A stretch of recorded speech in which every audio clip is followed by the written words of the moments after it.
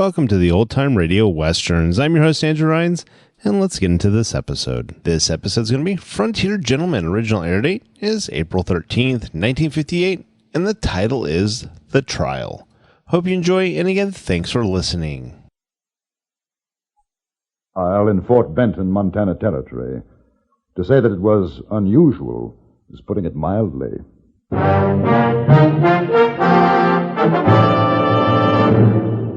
Dear gentlemen,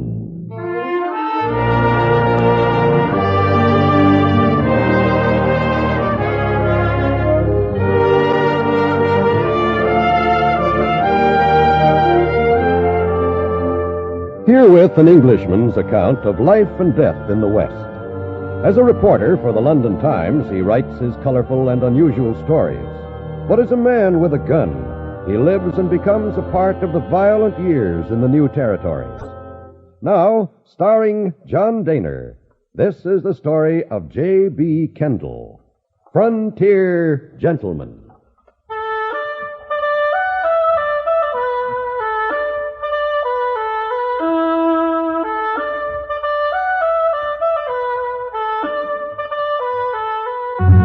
Nothing had changed in Fort Benton since I'd left it 5 weeks earlier, except perhaps for one thing. It was spring now. You could feel it in the streets, smell it in the sun-warm air. I walked up to the little building that housed the Fort Benton Dispatch, a newspaper run by John Warren, whom I had met during my last visit. Outside, a group of men were standing about, peering through the windows. I thought that they looked at me rather strangely when I went inside, and it only took a moment to see why. The newspaper editor, Mr. Warren, sat pale-faced, looking at a rather fierce individual who stood a few feet away from him, wearing 2 pistols and cradling a shotgun in his arms. Mr. Kendall. Well, how are you, Mr. Warren? Am I interrupting? No, sit down. This is George McCune, J.B. Kendall. Howdy. Mr. McCune? That's right. What are you, deputy or something? No. Mr. Kendall's a newspaper man, writes for the London Times. Oh, is that right? Yeah. Well, what do you say, Warren? Well, it's the way I told you. I'm not a lawyer. I might do you more harm than good. You're going to be like them others, huh? It's not that, but Clint Wallace is a smart man. He knows the law. That there Wallace is a no-good son of a gun. If he tries any of them smart lawyer tricks on me, I'm going to salivate him right through his fat gizzard. Wallace is prosecuting McCune for the murder of Jack Furlong. I see. Yeah, and I'm going to tell you something right here now. I didn't shoot that lily-livered cutback of a ruptured hog nohow. Not that I ain't saying whoever done oughtn't to get a medal. I'm inclined to believe him, Kendall. The trouble is, there's not a lawyer in town to take his case. Now, I'm willing to face up to what them Furlong says I done if I get a fair trial. But I've seen what that outlawyer Wallace can do with his fancy twisting words. He got me hung right now. Do you mind my asking, haven't you been arrested? Well, sure, I've been arrested. How come you think I'm still in Benton? I mean, isn't it usual for a suspect to be in jail? Look, ain't nobody gonna put me in the calaboose, especially for something I ain't done, not nohow. Ain't a man in Benton big enough to try it. Why do they suspect you? Why? Well, I'll tell you why. 'Cause that eyeballer Buck Furlong, him and that cow-critter wife of his, they got it in for me ever since I whooped Buck's brother Jack in a poker game. That's why. I cleaned him out. And he swore he'd get even with me. The whole blame family's been going around Benton saying I gouged Jack in the game. Me gouge you? I ain't never cheated in cards all my born days. Well, do they have any proof, that it was you? They ain't got nothing. There's a mule skinner in town, Ike Dawlish. He says he saw McCune arguing with Jack Furlong a few minutes before the shooting. That feller Dawlish, he herded one band of sheep too many. You know, that feller's plumb loco. Everybody around here knows that. Excepting they take his word 'cause they got it in for me. Shucks, I was up the other end of town sleeping off a bellyful of popsicle when it happened. Anybody see you? Well, if they did, they ain't coming up to say so. When did it happen, the shooting? Well, it was about 2 nights back. First I heard of it was the next morning. That Marshal O'Connor, he come up to me, he says, "McCune, I got to arrest you for the murder of Jack Furlong." Well, sir, I says to him, "Marshal, I hear tell you like to talk a windy. Don't you try it on me this morning, 'cause I got a head on me. It's giving me the orcs. Well, sir, he comes back at me and he says, I ain't lying, McCune. You've been identified as a murderer. You'll have to come down to jail with me. And I says, you must be seeing black, O'Connor. If you think I'm going to do any such thing and you try and draw on me, I'll be happy to swap shots with you. But I ain't going to pull freight out of here if that's what's worrying you. I'm an innocent man, and you're going to have to prove me otherwise. The trouble is, like I keep telling you, McCune, you're the one who's going to have to prove otherwise. They've got the witness. Oh. Well, why can't you get a lawyer to defend you, Mr. McCune? Well, sir, now I'll tell you why. Because that there Buck Furlong's wife, Maggie, is Barry's daughter, that's why. And Dad Barry's the justice of the peace, and they ain't no lawyer with stuffings enough to stand up again that old whistling britches. That does make it rather awkward. You know something? It ain't right nor fitting in these times that a man can be telling the truth and no one believe him. Now, look, Warren, you ain't afeard of that Dad Barry, are you? You know I'm not. Well, then I'll pay you 100 in silver if you talk for me. I'd like to, McCune, but... All right. You don't have to say no more. I'm welcoming you up to the trial house, and I'm going in and let them say what they want, and then I'm walking out. And the first man tries to stop me, he's going to get lead poison. Well, what do you want, O'Connor? George McCune is marshal of this here town, and authority vested in me. O'Connor, come on, talk horse. What you want? I gotta take you down for the trial, McCune. I'm asking you polite-like to give up your guns. I'm going to go with you, O'Connor, because you got a duty. But if you think I'm giving up my sixers to this here goose gun, you don't know no more than a mule-eared rabbit. Now, let's rattle hocks out of here.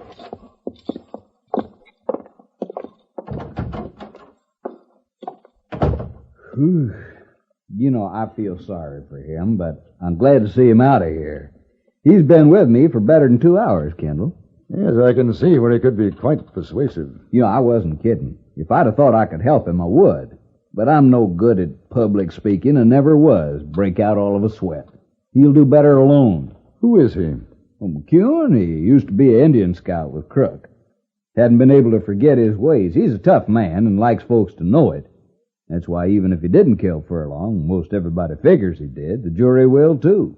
You don't think so? No, he wouldn't have stayed around for the trial if he had. Besides, he wouldn't have killed a man like Jack Furlong. He'd have got more fun out of stomping his head in. I knew Furlong, his scroungy little toad, always fooling around with women. Somebody else's if he could. What'll happen if the jury finds McCune guilty? I don't know. There'll be trouble, though. It seems a bit unfair, doesn't it? Well, sure it is. But what are you going to do? You know, as an outsider, I might be able to defend McCune. You know anything about the law? Well, I know some pretty important words. That might help, and I have a feeling that McCune's telling the truth. I don't know about old Dad Barry, though. If he doesn't admit you to court, there's nothing you can do. I think he will. Let's go and talk to McCune.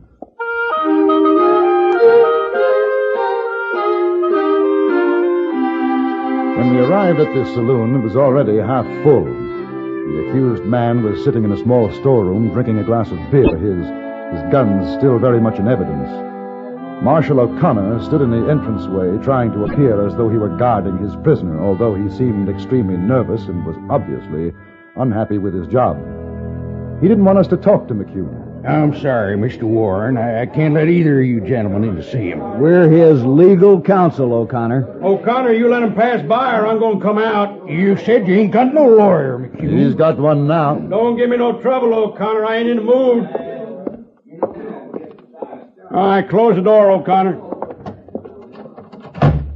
Well, I see you changed your mind, Warren. I'm real grateful to you. It's not me, McCune. It's Mr. Kendall. He's going to talk for you. How come? I heard what you had to say. I think there's a good chance you're innocent. Are you a lawyer? No, but I know something about law. Probably as much as Mr. Warren. Uh-huh. How much you figure on getting paid? Well, if we win, what you would have paid Warren. If we lose, well, it won't matter. Yeah. All right, you got yourself a deal. But I want to tell you something, Kendall. If they call me guilty, you better duck, because it's going to be the ding-dangest shoot-up you ever saw in Benton.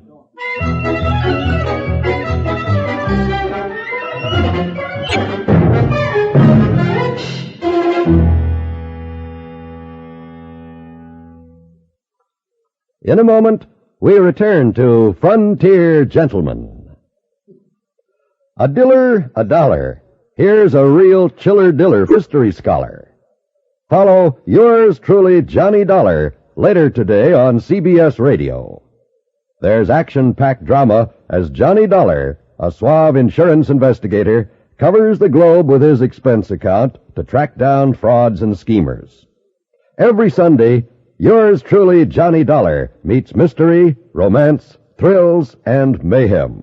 So be sure you meet up with Johnny Dollar on most of these same stations for high-keyed excitement right here on CBS Radio. Now we return you to the Antony Ellis production of Frontier Gentlemen.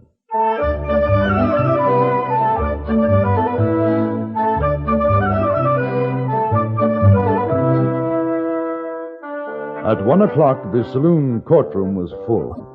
The judicial bench was the counter, and whiskey barrels set up on end in front of it served as the legal bar.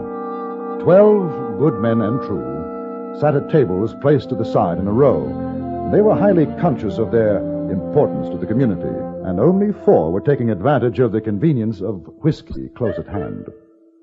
Windows and doors stood open for the comfort of those inside who might feel the spring warmth, and for the accommodation of those crowded outside, unable to obtain even standing room.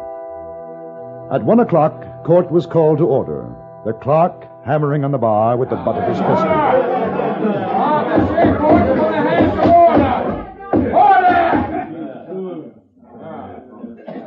We got a case coming up in this here courtroom on account of George McCune bushwhacked Jack Furlong and he's going to get tried for it. Now, everybody get up in the cloud knockers, because here's his honor, Dad Barry, who is the judge of this here murder. Get up. All right, everybody set. Court's in session, and I aim to state this ain't going to be no box social, so don't nobody forget it. Clint Wallace. Right here, Your Honor. You ready to prosecute? I'm ready, Your Honor. How about the defense? The defense is ready. Who are you? J.B. Kendall. I've been retained as barrister to plead the case for my client, George McCune. You one of them traveling lawyers? No, sir. You got papers allowing you to talk in the territory of Montana? No, sir. Then sit down. Well, I submit, Your Honor, that Mr. McCune has a right to be heard, and is within those rights to call whomsoever he chooses to speak for him. He has chosen me. A prima facie rule of law. Phipps versus Mahoney, Newgate, 1803. What's he talking about, Kruschen? Well, it sounds like law talk to me, Your Honor. Give me that legal book. Let's see here. Well, I ain't going to hold up this trial whittle-whanging with you, mister. Ipso facto. So don't go trying any jackleg stuff with me, or by ziggity, I'll fine you for contempt of this here judicial court. You savvy? Bring in the prisoner. I'll bring in George McCune. Ain't nobody bringing me in. I'll bring him my own self. Marshal, this hombre's on trial for murder. What's he doing with them shooting irons and the shotgun? McCune, you better give me them guns. I ain't giving you nothing. Marshal, you Marshal, hear what I say? Take them weapons off and him. Hey, Your Honor, now I got a big respect for things legal. That's how come I'm here. But if anybody tries to take my sixes, there's going to be a mess of trouble. These here weapons is to protect myself. Marshal, I'm telling you. Dad, you want them guns, you go get them yourself. I object. What are you objecting about, Clint? Ain't your court. I'll get on with the trial. Gentlemen of the jury, we're going to prove that George McCune did, with malice and plain ornery cussedness, kill poor old Jack Furlong on Thursday last at 9:30 o'clock. The way she's carrying on, you'd think she was married to Jack instead of Buck. We will prove that the killer McCune did take... Objection! What's the objection, mister? The learned counsel refers to my client as a killer. This has yet to be proved in trial. Ain't no call to object. Go ahead, Clint. The killer, McCune, did take a .45 and blew 2 holes in said deceased Jack Furlong. It killed him. We got witnesses to say how it happened. That's all, Your Honor. All right. Hey, you. What's your name? Kendall. Yeah. Well, go on and make your speech. Thank you, Your Honor.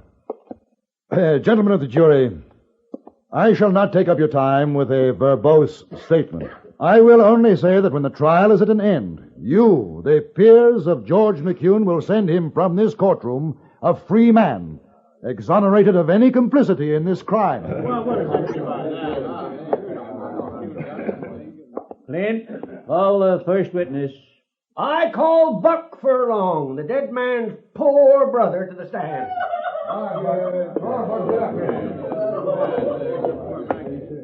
Now, you swear to tell the truth, the whole truth, so help you?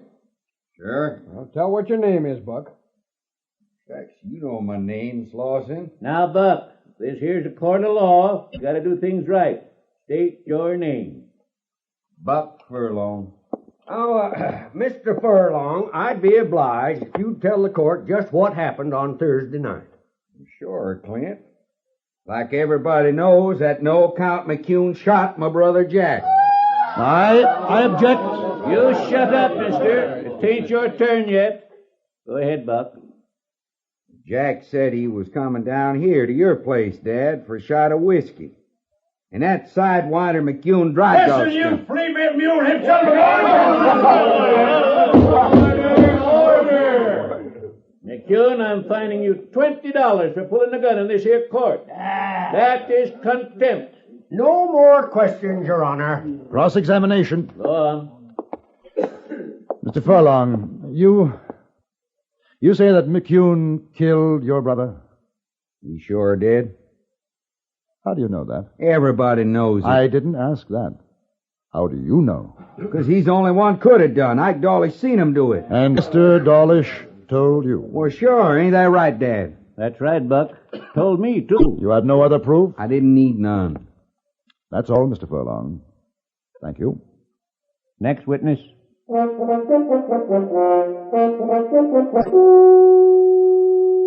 were 10 more witnesses after that, all proclaiming Jack Furlong's good name and damning McCune's. The trial was momentarily interrupted when 2 deer were spotted frolicking in a meadow 100 yards from the courtroom. There was a wild dash to the windows in order to obtain a better view. When order was restored, one of the execution's most important witnesses was called, Mrs. Buck Furlong. Oh, Maggie, there ain't a soul here don't understand how you felt about your brother-in-law. It's the truth, the holy truth. Sure. Now, you tell the court what you know about the murder. Well, that highbinder McCune, it wasn't enough he cheated our poor Jack out of his money, which everyone in Benton knows. He hated him because his conscience wouldn't let him sleep, haunted him like.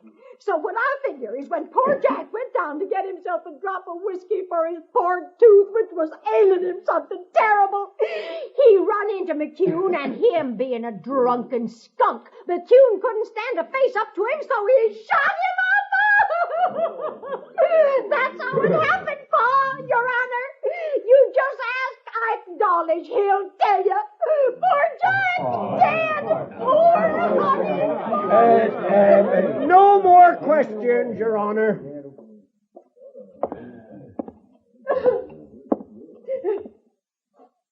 Mrs. Furlong. And you, mister, you ought to be ashamed defending a suck-egg coyote like that. Ain't nobody, man nor woman, called you. Order. McCune, pulling your gun again. That's contempt. Court fined you $20. Now, Your Honor, I feel that my client is showing admirable control under the circumstances. You got more questions to ask, mister? Mrs. Furlong, you were very fond of your brother-in-law, were you not? A sweet honey boy he was. Yes, I am sure this must be very painful. But aside from what you are told, you have absolutely no proof that George McCune shot Jack Furlong. Oh, look at him! Look at him sitting there, still carrying the very gun that he murdered with.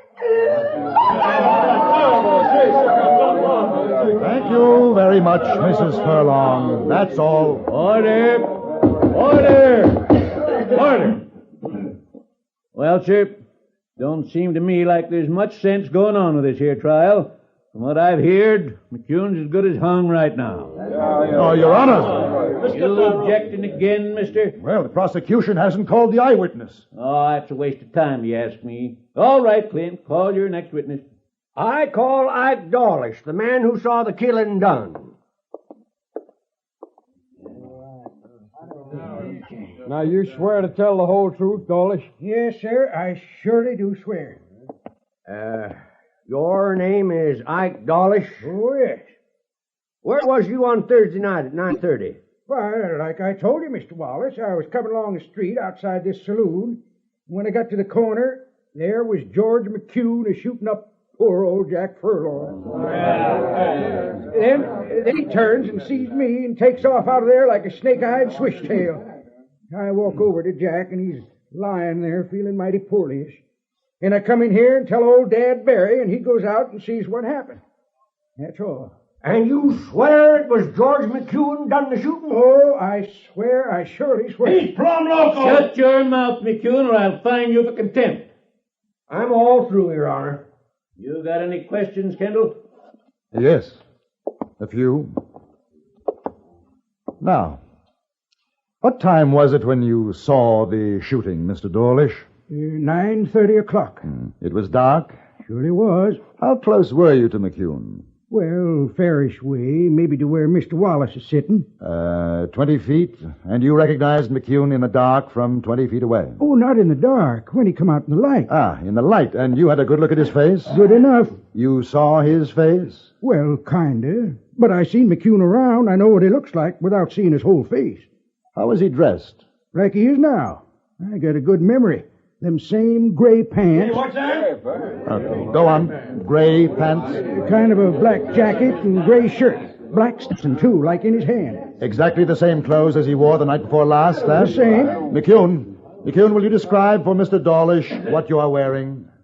I got on black pants, blue jacket, blue shirt, gray Stetson. Same as I always wear. Mr. Dawlish, what is the color of my jacket? Gray. You are colorblind, my friend. I don't think you saw Mr. McCune at all. I think you either saw someone else, or perhaps you shot Jack Furlong yourself and blamed it on McCune. Getting out of here.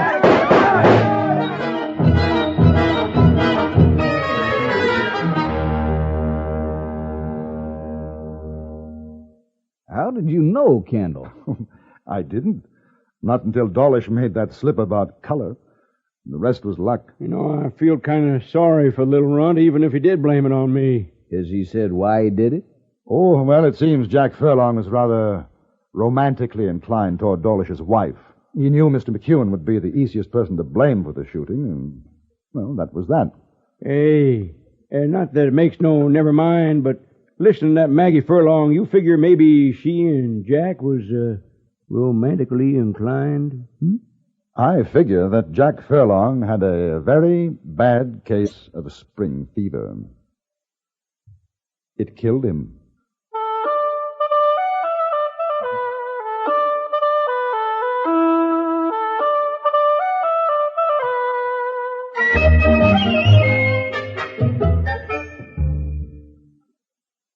Frontier Gentlemen was written, produced, and directed by Antony Ellis and stars John Dehner as J.B. Kendall. Featured in the cast were Jack Kruschen, Harry Bartell, Joe Kearns, Will Wright, Jack Moyles, Jeanette Nolan, Vic Perrin, and Stacy Harris. Music was composed and conducted by Amerigo Moreno.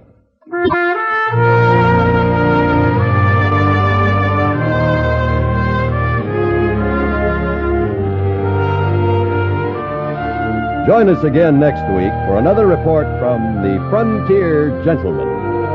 John Wall speaking. This is the CBS Radio Network.